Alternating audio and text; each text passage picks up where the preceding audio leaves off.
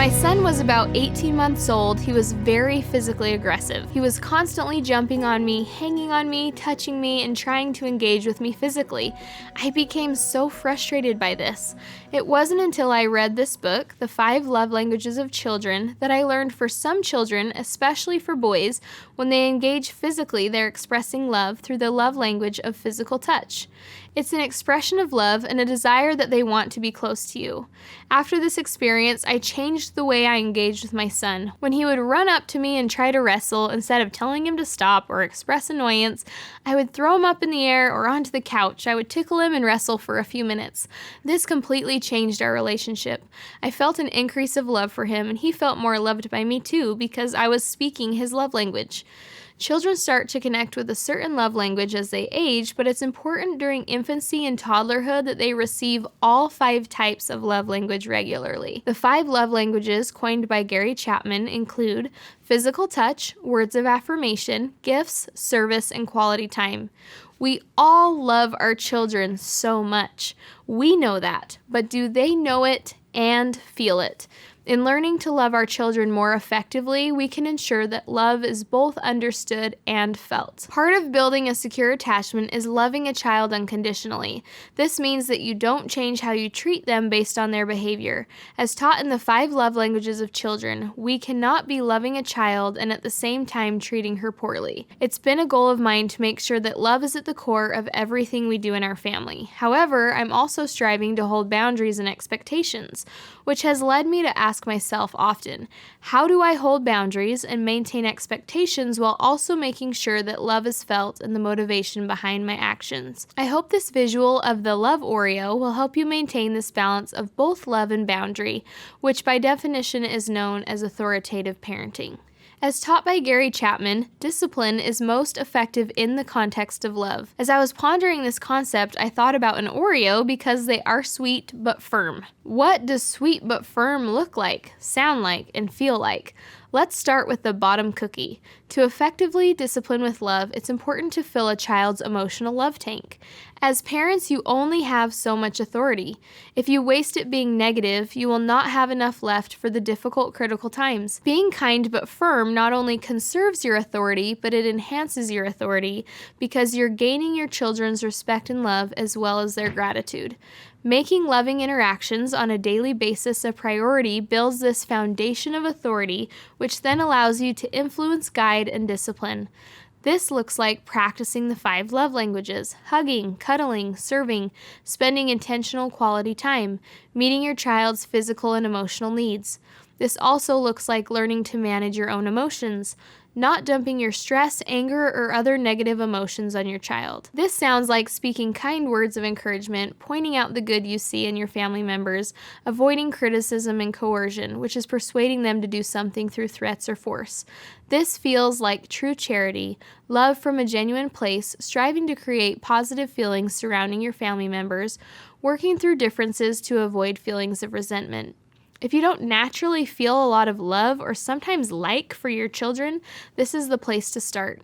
In all of my relationships, I've learned that people can feel if your love is genuine. If you don't feel love for them or are constantly being critical, annoyed, or judgmental, that is felt because our actions cannot be shared in true charity. Change your thoughts and feelings about people, and then your actions will change and love will flow more naturally. The next layer is the cream. This is what makes it all stick together. Just like the cream is necessary to make an Oreo, boundaries are essential for a child. Boundaries, rules, and correction are rooted in love when you share with your child the why behind them. A child feels loved, safe, and cared for when they know you have their best interest at heart. Holding boundaries with love is a complicated art that I'm still working on myself.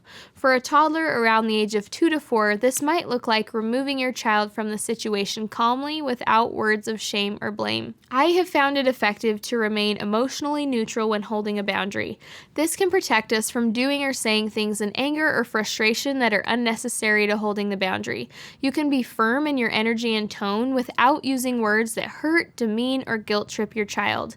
Don't make it about you. Make it about the boundary and what is best for the child.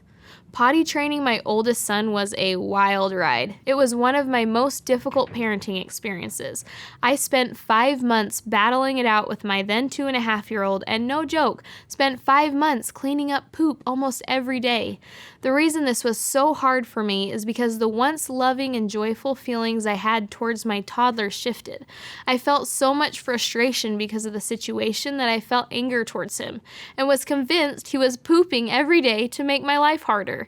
I took his behavior personally. I engaged with my 2-year-old in this battle as if I was also a 2-year-old. A child is not a peer. A child is a child and you are an adult. This is important to remember if you feel like your child is trying to get under your skin. Choose to be the adult in the situation. As my patience wore out, the anger bubbled over, and every time he pooped his pants, I would start in on a huge lecture, making sure he knew I was so upset that he knew better and I hated cleaning up his poop. My response was so negative. These encounters were miserable for both of us. Do you think this helped my toddler choose to go poop in the potty? Nope. Nothing changed. I soon realized that my approach was not working and I had to do something differently. I went completely neutral. I started holding the boundary firmly, but zipped my lips and left out all the negative thoughts and words I wanted to share. When he pooped his pants, as expected, every day, I walked him to the bathroom. I would say things like, "Poop goes in the potty. When you poop in your undies, it makes a big mess. Mom's not going to clean up your poop anymore. When you poop in your undies, you'll have to clean it up yourself." And then I would hand him some wet wipes. No dumping my own anger into my child's love tank. No shame, just holding a boundary and matter-of-fact statements.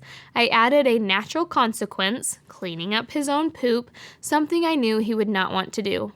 When holding boundaries, use natural consequences to motivate a child to change their behavior. Holding boundaries for toddlers looks like stopping a behavior through separation. Here are some more specific examples. Taking away a specific toy when they're throwing it or hitting another child with it. Removing them physically from the situation if they're hurting another child. Carrying them through the parking lot if they're running away from you. Strapping them into a grocery cart or stroller if they can't follow directions to stay close to you. Taking away the cup or plate if it's being thrown on the ground during mealtime. All of these actions are accompanied with words explaining what you're doing and why it has to happen. A 2-year-old fighting for autonomy will typically not be very happy about these boundaries being held, and can learn that as they improve their behavior by following rules and boundaries, more freedom and autonomy is granted. So often in the positive parenting, gentle parenting world, the guidance of high warmth and love is misinterpreted and leads parents towards a permissive approach, which often looks like all love and no boundaries, soft but not firm. For a child to grow and reach their potential, they need both. The last step is to layer on an increase of love. This top cookie is the action you take after the moment of correction. Always make sure to follow up with love. This looks like, once again, tuning into the child's love language, a hug, a sincere compliment, maybe spending some extra time together that night reading a book or telling a bedtime story. Even on tough days with my boys, I try to make sure to be very loving after throwing down the hammer or correcting them. My husband is so good at doing this. It's something we can all get better at with practice. I love to watch him teach and discipline the boys and then almost immediately turn around with an outpouring of love and affection. This beautiful combination of both builds your authority as a parent. Children are more likely to change behavior and listen to your requests and instructions when they, 1, know you're serious about something, and 2, have a positive, warm, trusting relationship with you. It is possible to have both. Think about where you are in this love Oreo. Where can you improve? Maybe you can increase your expressions of love both before and after moments of discipline.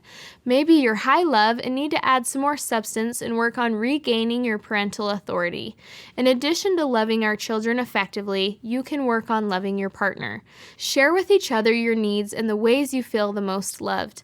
Gary Chapman teaches that much of the straying and misbehavior in marriage grows out of empty love tanks. Work to keep each other's love tanks full, and you will have more love to give your children. Thank you so much for joining me today. I'm cheering you on as you plant seeds of love in your home, and remember that you are a gardener.